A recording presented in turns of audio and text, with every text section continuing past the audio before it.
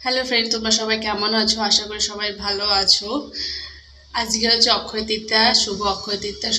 সব বাঙালি মানে পুরো ওয়ার্ল্ডের মানুষকে সবারই জীবনে যেন সুখ সমৃদ্ধ, বৈভব, টাকা পয়সা, ধন দৌলত সবার যেন শরীরের মানসিকতা, শরীর ভালো থাকে এটাই কামনা করি।